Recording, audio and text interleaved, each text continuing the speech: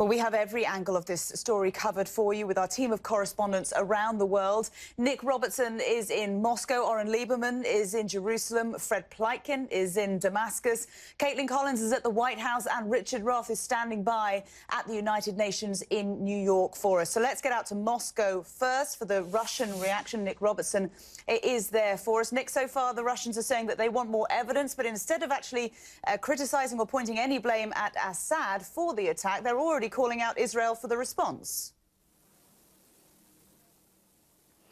They said that Israel used two F-15 fighter jets, flew them over in the early hours of the morning, flew them over Lebanese airspace, firing 8 missiles at an airbase known as T4. This is an airbase that Israel has struck before, where there are where Israel says there are Iranian military bases on that Syrian airbase. And the Foreign Ministry is saying that this could be used, these claims of a chemical attack could be used as a pretext for strikes by the United States. And Russia's military here has said that if that happens, they will hit the U.S. missiles, hit the carriers from which they are launched from, that this is a very dangerous situation. Hannah?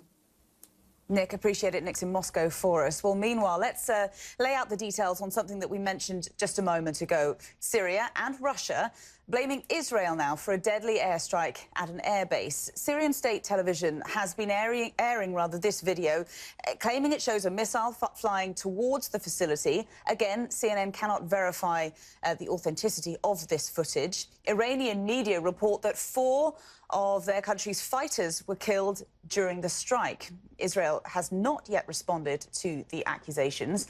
So as if this story wasn't complicated enough, then let's get out to Jerusalem and speak to our Oren Lieberman, who is standing by for us with more on this. Oren, how is Israel reacting to the growing view that it could only have been an Israeli strike?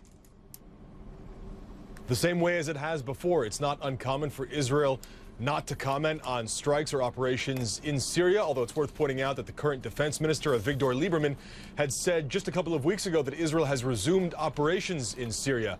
Indeed. Well, let's get to the place where all of this is, of course, happening. Our correspondent, Frederick Pleitgen, is on the ground in the Syrian capital, Damascus, joins us now live. Fred, the regime there has been denying it's been involved in this attack, but is it still denying that the attack happened at all, that chemical weapons were used at all? Their official line is they say that this was essentially a fabrication. They're not outright saying that there wasn't chemicals used, but they're saying that they are the ones who are being framed, that they did not use any chemical weapons on the battlefront, is on the ground there, and certainly one that has been changing ever since this attack happened. Hannah? Fred, so crucial to get your reporting on this from inside Syria. Thanks very much indeed. Well, as Syrians are suffocated with chemical weapons, US President Trump is changing course, vowing on Sunday that there will be a, quote, big price to pay. But don't forget that around a week ago, he was saying he wanted the US out of Syria. So what now? CNN's Caitlin Collins is at the White House for us. And Caitlin, he's already taken to Twitter to express his feelings on this. I guess today is as much a test of how much his words matter as it is of how he turns his words then into action. Well, that's exactly right. We're waiting to hear from the president today. He actually has not remarked on this since he said yesterday that they were going to pay a big price. And since he called out Russian President Vladimir Putin by name very critically, something that we don't often hear from this president. Caitlin, thank you.